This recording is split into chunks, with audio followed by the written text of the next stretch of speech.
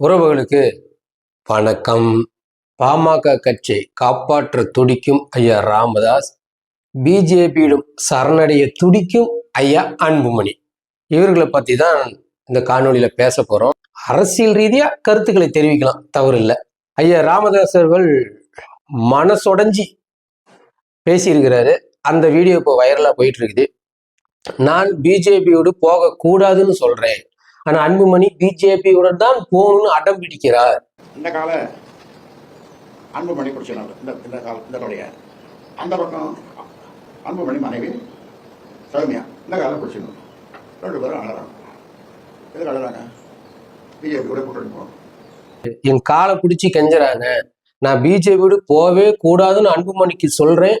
அன்புமணி இல்ல, நான் பாஜகவிடம் தான் கூட்டணி வைப்பேன், இல்லைன்னா எனக்கு நீங்க கொல்லி போடணும் அப்படின்ற மாதிரி வார்த்தையை விட்டுருக்காரு. அதையும் ரொம்ப மன வருத்தத்தோட தான் ஐயா ராமதாஸ் அவர்கள் பேசியிருக்கிறார். இதை நீங்க ஒத்துக்கணும்னா இதை ஒத்துக்கணும்னா நீங்க தான் எனக்கு கொல்லி வைக்கணும். ஏன் நாம இதை பத்தி பேசுறோம் அப்படின்னா, கடந்த காலங்கள்ல பாமக பத்தி நிறைய விமர்சனங்கள் வந்திருக்கும். அவர் கட்சி விட்டு கட்சி தவறார், அந்த கட்சி ஒரு நிலைப்பாடிலே இல்லை, அதனாலதான் பாமக கட்சிக்கு வாக்கு சதவீதம் குறைந்து போனது. அந்த காலகட்டத்தில் தேமுதிக அது 3வது பெரிய கட்சியா உருவெடுத்தது. இதுமாரி பல பின்னடைவுகளை சந்தித்த அந்த பாமக கட்சி இப்போ முழுக்க முழுக்க பிஜேபி பாமகவை அபகரிக்க பார்க்குது. அதுதான் நம்ம தமிழ்நாட்டில் பெரும் பிரச்சனை. ஏன்னு கேட்டீங்கன்னா, பிஜேபிங்கிறது ஒரு கொடிய நோய், அது ஒரு வைரஸ். அது யாரை நாம கூட்டணிக்கு வச்சுக்கலாம், நம்மளுக்கு இது ஒரு பாதுகாப்பா இருக்கும், இதனால நம்மளுக்கு பதவி கிடைக்கும் நினைச்சு போறாங்களோ, அது கொரோனா வைரஸை தொடர்றதுக்கு சமம். அது கொஞ்சம் கொஞ்சமா எந்த கட்சியோட இணைதோ அந்த கட்சியை விழுங்கி கொள்ளும், அதோட கொடூரமான முகத்தை காட்டும். அதுதான் இந்த பிஜேபி. இப்போ ஐயா எடப்பாடி அவர்களும் அந்த தவறை தான் செய்திருக்கிறார். தவறுன்னு சொல்ல முடியாது. நீ பிஜேபி போய் தொட்டுட்டாலே வேலை முடிஞ்சுது. ஒன் டைம் தொட்டா கொரோனா தொட்டதுக்கு சமம். அது உங்களை விடாது, சுத்தி வளைச்சி அடிக்கும். அதோட பிடியில் நீங்க மாட்டிக்குவீங்க. நாம நினைச்சு அதை உதறித்தலனா கூட ஒருபோதும் அது நம்மளை விடாது. அந்த நிலைமையில தான் இப்ப அதிமுகவும் பாமகவும் இருக்குது. அதுல பாமக தப்பிக்கிறோம், இது தவறான போக்கு, நாம பழைய தவறுகளை மறுபடியும் செய்யக்கூடாதுன்னு ஐயா ராமதாஸ் அவர்கள் தெளிவா இருக்கிறார். நாம இதுக்கு மேல பிஜேபியோட வைக்க கூடாது, நீங்க எவ்வளவு பிரச்சனை வேணாலும் பண்ணு, நான் பிஜேபியோட போக மாட்டேன்னு சொன்னதுனாலதான் ஐயா அன்புமணி அவர்கள் இப்ப பெரும் பிரச்சனையாகிட்டு இருக்கிறாரு. இதுல குறிப்பா நீங்க கவனிக்க வேண்டிய விஷயம், போன ஒரு கூட்டம் போட்டிருந்தாங்க. அந்த கூட்டத்துல ஐயாவுக்கும் சின்ன ஐயாவுக்கும் ஒரு சின்ன சலசலப்பு ஏற்பட்டப்ப, என் பேச்சை கேட்டா கேளு, இல்லைன்னா வெளியில போ, எவனும் இங்க இருக்குன்னு அவசியம் இல்லை, நான் தான் கட்சி, நான் சொல்றதான் கேட்கணும்னு சொன்னார்ல. அப்போ அந்த பிரச்சனையில அன்புமணி மைக் எடுத்து, நான் தனியா அலுவலகம் திறந்துட்டேன், என்னோட நம்பர் கான்டாக்ட் பண்ண அவர் வெளியில போறாரு. கூட்டம் முடிஞ்ச வெளியில போறப்ப அங்க இருக்கிற தொண்டர் மனநிலைமை பார்த்துக்காங்க.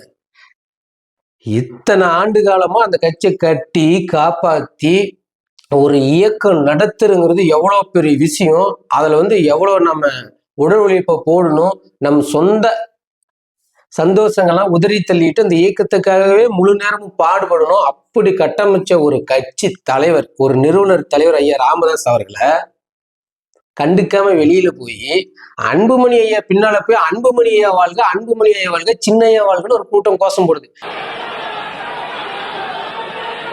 இது எதை சுட்டி காட்டுதுன்னா, இந்த தொண்டர்கள் மனநிலை, ஒட்டுமொத்த பாமக தொண்டர்கள் நான் சொல்லல, இப்ப அன்புமணி ஐயா வாழ்கன்னு சொன்னாங்கல்ல, அந்த தொண்டர்கள் மனநிலைமை, இவர் பிரிஞ்சு வந்துட்டா இவரு கூட நம்ம போனோமா நம்மளுக்கு கொஞ்சம் பதவி கிடைக்கும், இவரை நம்ம பிடிச்சுக்கணும்னு சொல்லி மேலும் மேலும் அந்த கட்சிக்கு துரோகம் தான் பண்றாங்க. ஒரு கட்சி நல்லா இருக்கணும்னா ரெண்டு தலைமை சண்டை போடுறாங்க அப்படின்னா, அதுல அந்த கட்சியோட முகமா தெரியுறது யாரு? ஐயா ராமதாஸ் அவர்கள். அவர் என்ன சொல்றாரு அதை தான் எல்லோரும் கேட்கணும். அதுதானே நியாயம். ஐயா பெரிய ஐயா சின்ன ஐயா 2 பேரும் ஒற்றுமையா தான் இருக்கிறோம். மருத்துவர் ஐயா சொல்றதான் நாங்க கேட்போம். ஏன்னா கட்சிக்கு சொந்தக்கார ஐயா ராமதாஸ் இல்ல, அவரு முன்னால ஏதோ தவறு செய்துட்டாரு, இப்ப கொஞ்சம் வயசாகிறதுனால அவர் என்ன நினைக்கிறாருன்னா நம்ம உண்மையா இருப்போம். அப்ப இவர் பேசுறத பார்த்தா ஆரம்பத்துல இருந்து இவர் உண்மையா தான் இருந்திருப்பார் போல அந்த கட்சிக்கு. இவர் இடையில தான் லீடன்ற மாதிரி முன்னாடி நம்மளை நிறுத்தணும், ஐயா ராமதாஸை தள்ளி நம்ம முன்னால வந்துடும் இவர் நினைச்சிருப்பார் போல. அதுதான் இப்ப பிரச்சனை வெடிக்குது. ஐயா ராமதாஸுடைய மகள் வழி வந்த முகுந்தன் அவர்களுக்கு பதவி கொடுக்கும்போது அதை தட்டி கேட்கிறாரு, அதை நிறுத்த முயற்சி பண்றாரு ஐயா அன்புமணி அவர்கள். இன்னொரு விஷயம் அதுல குறிப்பிட்டிருந்தாரு, பெண்கள் எப்போதும் கட்சிக்குள்ள வரக்கூடாது. இது எல்லா ஏற்பாடும் பண்ணிடுது சௌமியா. பிஜேபியோட கூட்டணின்றது ஆமா, அண்ணாமலையோடலாம் பேசி எல்லாம் மறுநாள் காலையில் பார்த்தா அங்கே வெளியில் பாரத் மாதாக்கே ஜெய், பாரத் மாதாக்கே ஜெய்னு ஒரு கோஷம் அங்கே கேட்குது. எந்த நிகழ்வு வந்தாலும் பெண்கள் வரக்கூடாதுன்னு அவர் சொல்லியிருந்தாரு. அதை மீறியும் சௌமியா அன்புமணி அவர்கள் உள்ள வராங்கன்னா ஒட்டுமொத்த கட்சியும் கண்ட்ரோல் எடுக்கிறாங்க. அப்ப சௌமியா அன்புமணி அவர்கள் தான் இந்த கட்சிக்குள்ள பிளவை ஏற்படுத்துறாங்களோன்னு ஒரு சந்தேகம். ஏன்னா ஐயா ராமதாஸ் ஒரு விஷயம் குறிப்பிட்டிருந்தார். அவர் ஒரு ஹோட்டல்ல தங்கிட்டு இருந்ததாகவும் சௌமியா அன்புமணி அவர்கள் போய் கட்சி தலைவரை உடனடியாக மாற்றம் செய்யணும். அப்ப யார் இருந்தது? ஐயா ஜி.கே. மணி அவர்கள் மாற்றம் செய்யணும்னு சொல்லி ஐயா அன்புமணியை தலைவராக கொண்டாடுறாங்க. ஆமா, இன்னைக்கு புதன்கிழமை, அடுத்த புதன்கிழமை நாள் நல்லா இருக்குது. மண்டபம் பார்த்துட்டேன், எல்லா ஏற்பாடும் பண்ணிட்டேன், தலைவரை மாற்றணும். அங்கிருந்து தான் பிரச்சனை வெடிக்குது. அப்போ ஒட்டுமொத்த கட்சியும் ஐயா அன்புமணி பக்கம் கொண்டு போயிடணும், ராமதாஸ் ஐயாவை கொஞ்சம் தூரமா வைக்கணும்னு யோசிக்க ஆரம்பிக்கிறாங்க. இவரும் மகன் பாசம் தடுக்குது. என்னடா பண்றது, கட்சியா மகனா நடுவுல வந்து நிக்கிறோம். இது மிகப்பெரிய ஒரு போராட்டம். என்ன போராட்டம் அப்படின்னு இருந்தாலும், பாச போராட்டமா இருந்தாலும், இப்போ அவர் எடுத்திருக்கிற முடிவு, எனக்கு கட்சி என் இயக்கம் தான் முக்கியம், நீ என் கட்சியை அழிக்க பாக்குற, நீ வெளியே போ அப்படின்னு மனசுடைஞ்சு சொல்றாரு. இதையே நம்ம பேசுறோம் அப்படின்னா, ஐயா அன்புமணி நிறைய இடத்துல சில வார்த்தைகள்லாம் விட்டுருந்தாரு. அவருக்கு ஈகோ பிரச்சனையாற்றுது. அதனாலதான் இவ்வளவு பிரச்சனையும் காரணம். இப்ப நம்மளுக்கு ஒரு சின்னம் கிடைக்குது, நம்ம சின்னத்துக்காக அண்ணன் ஒரு விளக்கம் கொடுக்குறாரு. அது இயல்பா எல்லோரும் கொடுக்கணும். சில பேர்த்துக்கு சின்னனா என்னன்னு தெரியாது, சின்னத்துக்கு விளக்கம் கொடுக்க தெரியாது. நம்ம அண்ணன் கொடுக்குறாரு. அப்போ கூட ஐயா அன்புமணி ஒரு வார்த்தை சொல்றாரு, உங்களோட சின்னத்தை பத்தி சொல்லுங்க, உங்களுக்கு சின்னம் எப்படி கிடைச்சதுன்னா அதுக்கு ஒரு மாம்பழ கதையை சொன்னாரு. அப்பயே தெரியுது அவருக்கு வந்து எவ்வளவு ஒரு நம்ம மேல கோபம் இருக்குது, நாம் தமிழ் கட்சி மேல. ஒரு 2-3 இடத்துல அண்ணன் சீமானை பத்தி ஒரு வார்த்தை விட்டுருக்கிறாரு. ஆனா வந்து அண்ணன் யாரும் எப்போதும் விட்டு தந்ததில்லை. ஐயா ராமதாஸ் அவர்களாகட்டும், ஐயா அன்புமணி ஆகட்டும், ஐயா திருமாவளவன் ஆகட்டும், யாரையுமே அவர் விட்டு கொடுத்து பேசுறது இல்லை. அரசியல சில கருத்துக்கள் சொன்னா கூட அது அவங்க மனசை பாதிக்காம இருக்கிற அளவுக்கு தான் கொடுப்பாரு. ஏன்னு கேட்டா நம்ம அங்கிருந்து தானே வந்தோம், அவர்களோட மேடையிலே தானே வந்தோம்னா அண்ணனுக்கு நன்றி உணர்வோட தான் இருக்கிறாரு. ஆனா இவங்க தான் பதவி மேல பாசம் வச்சுட்டாங்க, மனிதர்கள் மேல வைக்க மறந்துட்டாங்க. அந்த பதவி கண்ணை மறைச்சிருச்சுன்னு தான் நம்ம சொல்லணும். சரி, மறுபடியும் நம்ம டாபிக் உள்ளே வருவோம். பிஜேபி ஒட்டுமொத்த தமிழ்நாடையும் கண்ட்ரோல்ல கொண்டாடணும்னு நினைக்குது. அது எப்படி உள்ள வரணும் அப்படின்னா அதிமுக மூலியமா வரணும்னு அது நினைக்குது. இந்த அதிமுகவை எவ்வளவு விமர்சனம் பண்ணார் அண்ணாமலை அவர்கள் அப்படின்னு நம்மளுக்கு தெரியும். அந்த கட்சியோட தலைவர்களையே கொச்சையா பேசுறவர் தான் அண்ணாமலை. அப்படி இருந்து இப்ப ஏடிஎம்கே போய் ஏன் வேக வேகமா கூட்டணி அறிவிக்கிறாங்க? அவங்களோட தான் இருக்கணும்னா எந்த தேவையும் இல்லை. அவங்களோட ஏன் இருக்கணும்? உங்களோட கட்சி தலைமையவே கொச்சப்படுத்தி பேசுகிறாரு அண்ணாமலை. ஏன் நீங்க வந்து கூட்டணி வைக்கிறீங்க? அண்ணாமலை இல்லைன்னா கூட்டணி பத்தி பேசலன்னா அப்ப பேசின வார்த்தை மறைஞ்சிருமா? தனிப்பட்ட முறையா ஒரு அண்ணாமலை பேசலைங்க, பிஜேபி தலைவர், தமிழ்நாட்டோட தலைவர் அண்ணாமலை பேசியிருக்கிறார். அப்போ உங்களுக்கு கட்சி தலைவர் கொச்சப்படுத்தின பரவாயில்ல, எனக்கு கூட்டணி தான் முக்கியம்னு போயிட்டீங்களா? ஆக மொத்தத்துல பிஜேபி உண்மையாலுமே மிகப்பெரிய கொடிய வைரஸ். அதை ஒருவதும் தமிழ்நாட்டுக்குள்ள விடக்கூடாது. அப்ப நம்ம திமுக ஓட்டு பண்ணலாமா அப்படின்னு நீங்க கேட்கக்கூடாது. அது வைரஸ்னா இதுவும் வந்து பார்ட் 2 கொரோனா வைரஸ் தான் திமுக. அதையும் நம்பிடாதீங்க. மாற்றம் வேணும் அப்படின்னா எந்த கட்சிகளோடும் கூட்டணி கிடையாது. இப்போ அதிமுக பாஜக மிரட்டுது, ஐயா அன்புமணியுமே மிரட்டி பணிய வைக்குது. அப்ப அண்ணனை ஏன் மிரட்ட முடியல? ஏன்னு கேட்டா நம்ம கிட்ட ஊழல் கிடையாது. மடியில கனம் இருந்தாதான் வழியில பயணிக்கும். நாம சுத்தமா இருக்கிறோம், நம்மளை எவனும் புடுங்க முடியாது. அதுக்கு தான் பதவிக்காக, அற்ப பதவிக்காக ஒருத்தர் கூட்டணி வைக்க கூடாது. அவனுங்க செய்யற தவறுக்கு நம்ம உடந்தே போயிடுவோம். கடைசியில நீங்க நினைச்சு மனம் திருந்து இல்ல நான் மக்களுக்கு நல்லது செய்யறேன்னு நினைச்சு இப்ப துடிச்சாலும் அதிமுக பாமக மாரி வாய்ப்புள்ள ரஜா, வாய்ப்பு இல்ல. மொத்த குடிமையும் அவன் கையில, பிஜேபி கையில.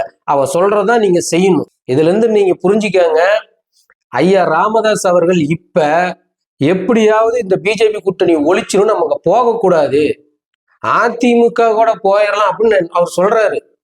போன தடவை அதிமுகவோட கூட்டணி போலாம் நான் நினைச்சேன், அதுக்குள்ள அன்புமணிக்கு எடுத்துட்டாரு.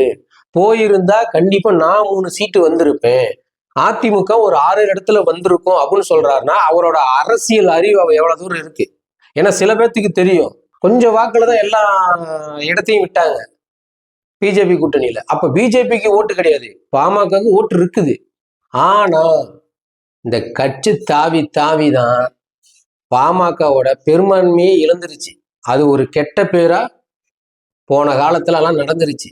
இப்ப அதை திருத்திக்கணும், நாம இதுல இருந்து மீண்டு வரணும், இதுக்கு மேல மக்களுக்கு நியாயமா இருப்புன்னு துடிக்கிறார் ஐயா ராமதாஸ் அவர்கள்.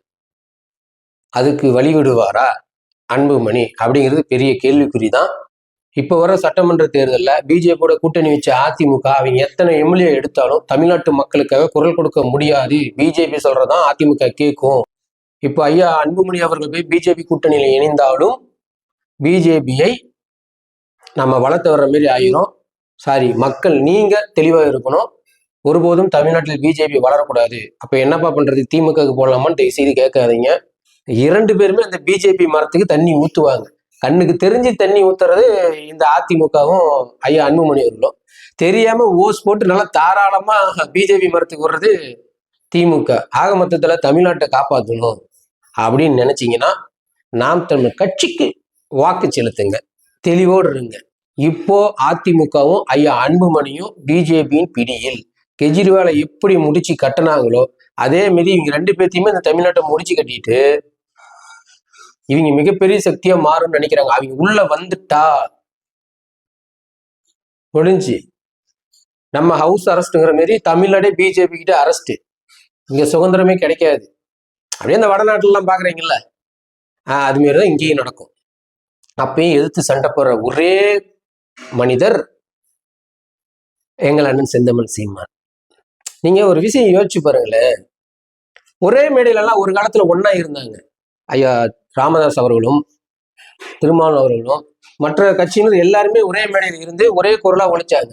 காலப்போக்கில் இவங்க எல்லாம் பிரிஞ்சுட்டாங்க. அப்ப பிரிச்சது கலைஞர், இப்ப இங்க பிரிச்சு விளையாடுறது பிஜேபி. ஏன்னா தமிழ்நாட்டுக்குள்ள இருக்கிற எல்லா ஜாதி தலைவரும் ஒன்னா சேர்ந்து ஒரே குரலா ஒழிச்சாங்கன்னு வச்சுக்காங்களேன், திராவிடத்துக்கு பொழப்பு இல்லை. இப்போ இங்க ஃபீல்டில் இருக்கிற அதிமுகவும் இந்த பாமகவும் நாம் தமிழ் கட்சி ஒருபோதும் அந்த தவறை செய்யாது, அது வேற.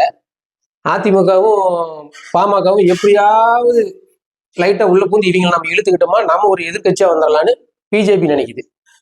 தமிழனுக்கு சப்போர்ட்டா யாரும் போயிடக்கூடாது, அதுல தெளிவா இருக்குது பிஜேபியும் திமுகவும்.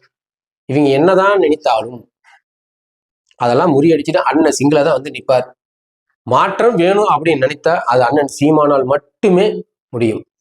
தமிழ்நாட்டில் உள்ள அனைத்து சமுதாயத்தின் தலைவரும் ஒன்று புரிஞ்சுக்கணும், நாம ஒற்றை புள்ளியில வந்து நிற்கணும். தமிழனா மிகப்பெரிய துரோகி இந்த திமுகவும் பாஜக காங்கிரஸையும் தயவு செய்து உள்ள விட்டுறாதீங்க. மீண்டும் ஒரு காலையில் சந்திப்போம்.